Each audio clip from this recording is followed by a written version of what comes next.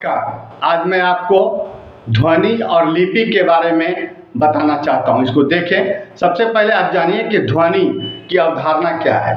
तो आप जानिए कि ध्वनि जो है वह इंग्लिश में साउंड कहलाता है, और यह ध्वनि सजीव का भी और निर्जीव का भी होता है। और सजीव में भी पशु पक्षी की भी बोली होती है ना। जीव जंतु जो भी देखते हैं वह भी आवाज़ निकालता है और मनुष्य भी निकालता है। लेकिन एक बात जानिए कि मनुष्य की बोली में ध्वनि में बहुत सारा अंतर पाया जाता है, जबकि पशु पक्षी जो ध्वनि निकालते हैं उसके ध्वनि में अंतर बहुत कम होता है ना। और जबकि मनुष्य की जो ध्वनि होती है वह माने क्या बोला जाए, भाषा के आधार पर भी एक ही भाषा है। मान लीजिए हिंदी भाषा है तो हिंदी भाषा भी कई तरह से बोला जाता है, जगह जगह अलग अलग हो जाता है। उसी तरह से आप जानिए कि माने मनुष्य जो बोलता है वह यदि अपनी इच्छा से बोलता है, जो ध्वनि निकालता है, तो उसी का हम अध्ययन करते हैं व्याकरण में।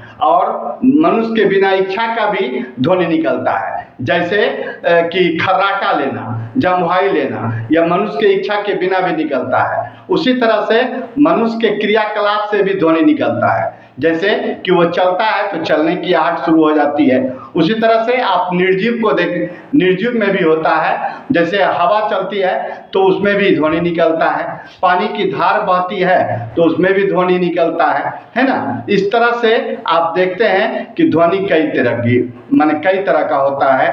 और व्याकरण में जो हम ध्वनि का अध्ययन करेंगे वह मनुष्य के इच्छा से जो ध्वनि निकलता है उसी का अध्ययन करेंगे।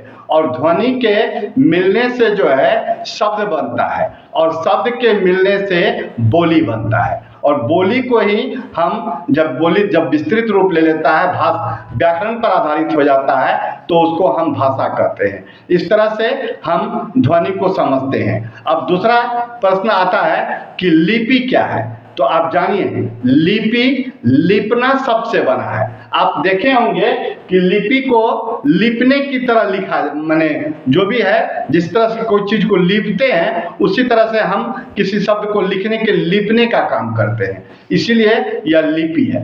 तो लिपि कहते किसको है, तो इस बात को जानिए कि लिपि लिखने के चिन्ह को कहते हैं, है ना। यह लिपि कई तरह का होता है ना। जैसे हिंदी की जो लिपि है वह देवनागरी है, और इंग्लिश की जो लिपि है, अंग्रेजी की वह रोमन है। उसी तरह उर्दू की जो लिपि है वह फारसी है। पंजाबी की लिपि जो है वह गुरुमुखी है।